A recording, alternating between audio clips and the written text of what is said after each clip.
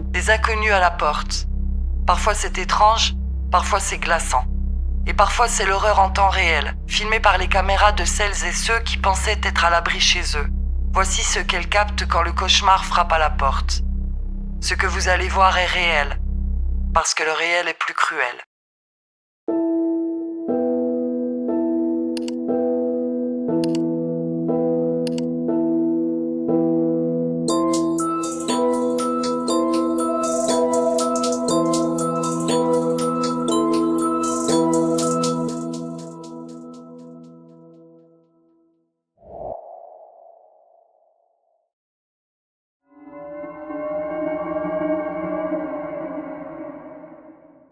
Cette vidéo n'est pas violente, mais c'est peut-être l'une des plus troublantes que vous verrez. Salinas, Californie. David Dungan, 67 ans, et sa femme Sylvia vivent ici avec leurs enfants.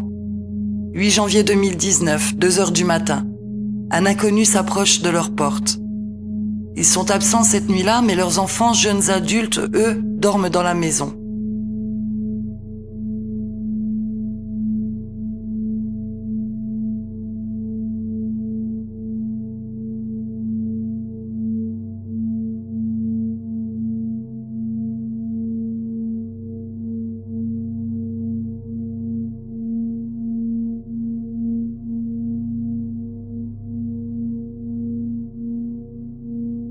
Il semble à l'aise, s'adresse à la caméra, s'assoit tranquillement devant la porte, puis se lève et se met à lécher la sonnette, silencieusement, en jetant des regards à la caméra. Il restera là pendant 3 heures, et la famille choquée découvrira les images le lendemain.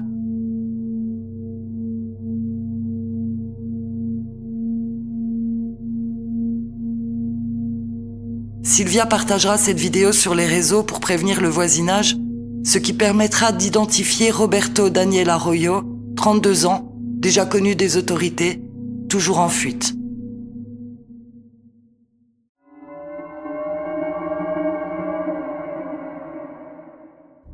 Cette vidéo est devenue virale, et je vais être honnête, elle m'a terrifiée.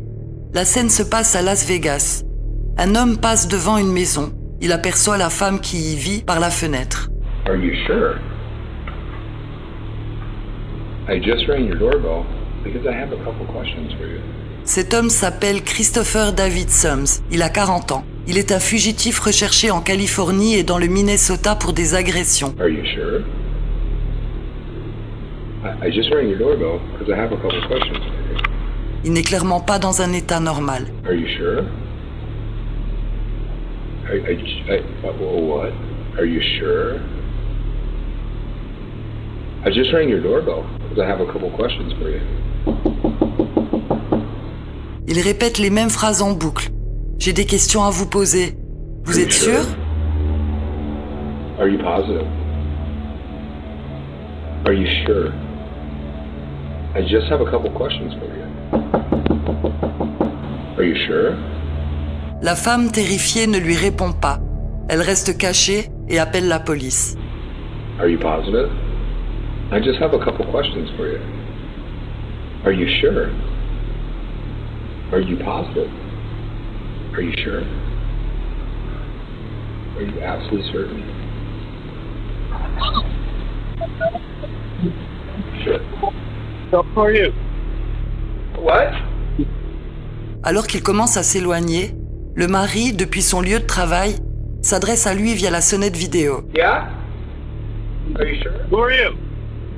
Hey, I just had a couple questions. I just wanted to ask you about AB Fuel. Yeah, can you hear me? Et à ce moment-là, Christopher Sums révèle ses intentions.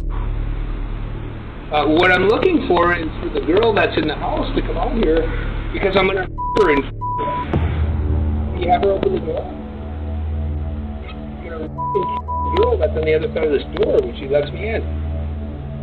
I want her and I have a knife and a gun. And I'm gonna knock on her door again. Il veut que la femme ouvre afin qu'il puisse la violer et la tuer. All right.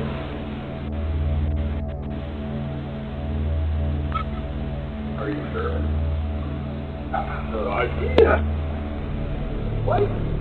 Puis soudainement, il s'éloigne. Lentement. Comme s'il ne savait même plus où il allait.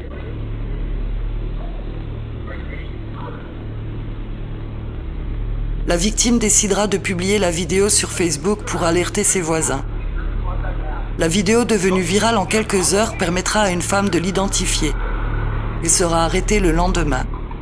Mais au poste, impossible de prendre ses empreintes. Impossible même de connaître sa véritable identité. Il déclare être le Saint-Esprit. Les autorités l'incarcèrent donc sous le nom de John Doe, un pseudonyme utilisé pour les personnes non identifiées. Le 20 août 2021, le tribunal le jugera inapte à comparaître et le 22, une expertise psychiatrique sera ordonnée. Christopher Soms a probablement perdu pied depuis longtemps, mais on ignore encore ce qui l'a conduit à frapper à la porte de cette maison pour y proférer des menaces. Était-ce la drogue, une maladie mentale? Et surtout, qu'aurait-il fait si la femme lui avait ouvert la porte? Serait-il passé à l'acte?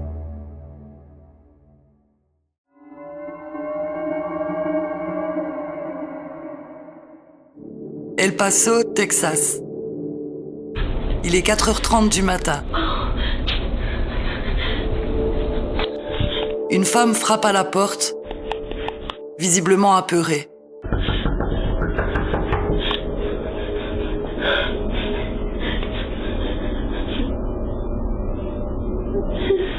On dirait qu'elle fuit quelque chose, ou quelqu'un.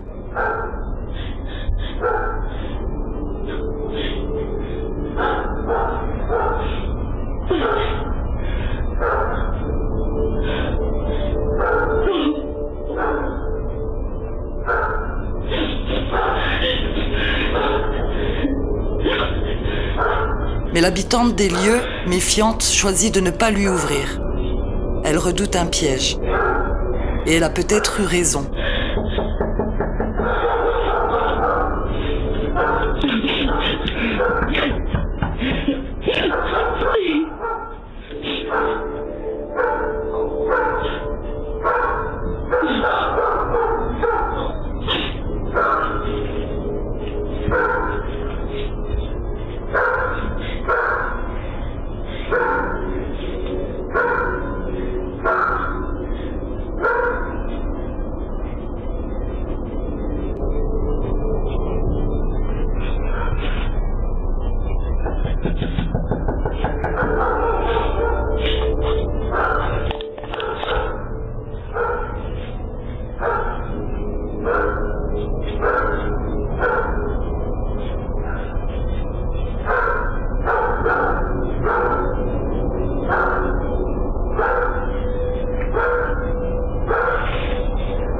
Le comportement de cette inconnue intrigue.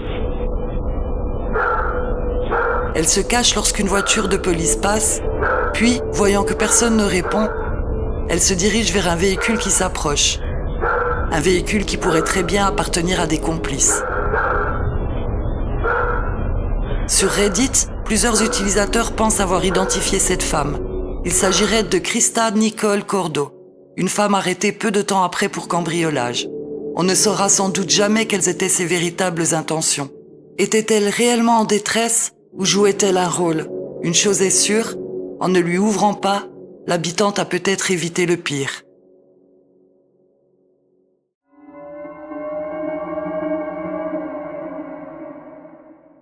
On ignore où ces images ont été captées et l'identité de l'homme reste inconnue.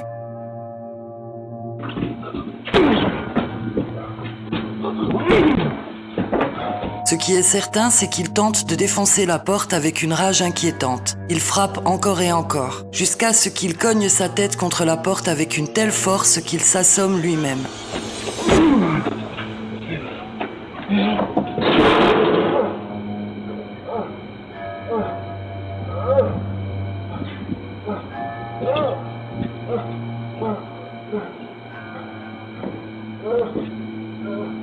Il s'effondre, inerte, affalé sur la balustrade. Puis, plus rien.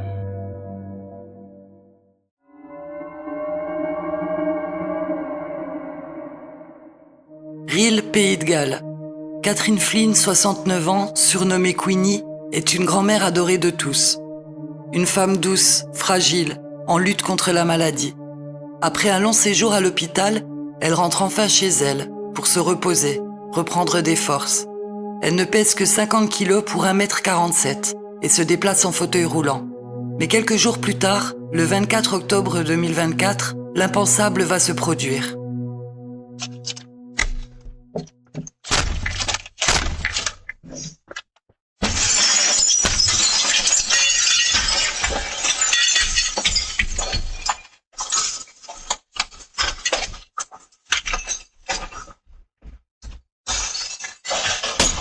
Il est 22h27 quand la sonnette connectée de Catherine envoie une notification sur le téléphone de sa fille Natacha.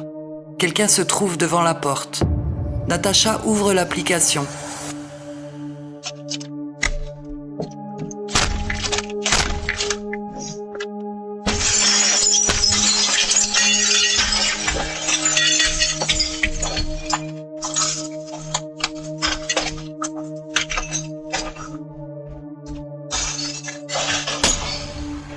À peine 2 minutes plus tard, il ressort en courant.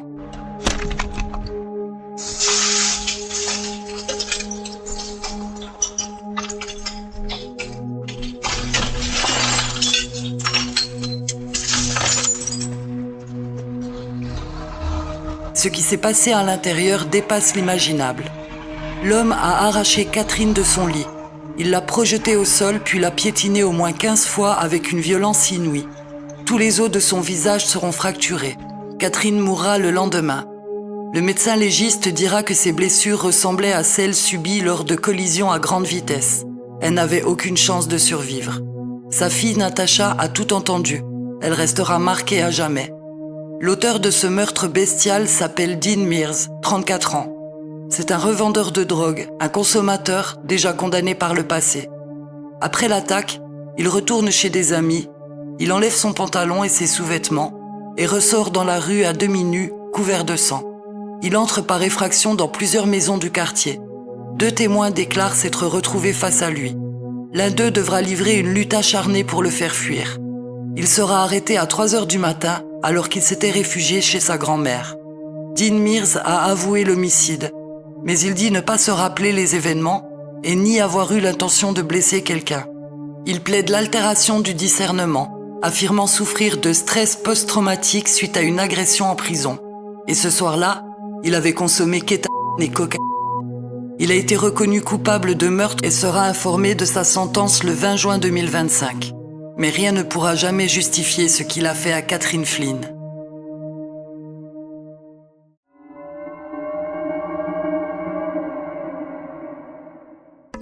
Portland, 23h30.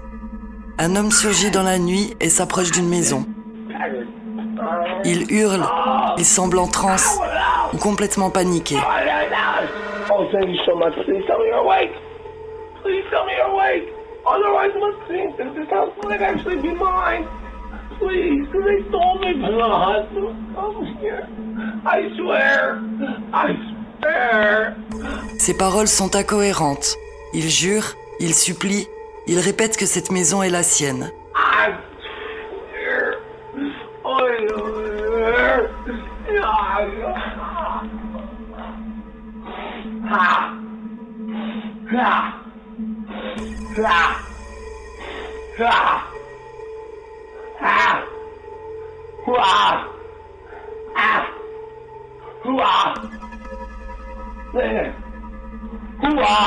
Sa gestuelle saccadée, ses cris incontrôlés, tout laisse penser à un état second.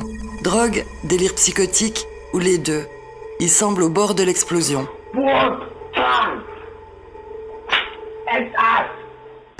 Puis, il s'éloigne, en continuant à crier. Over here. Oh, fuck, God damn it. Oh, fuck, I hate this. That's right there.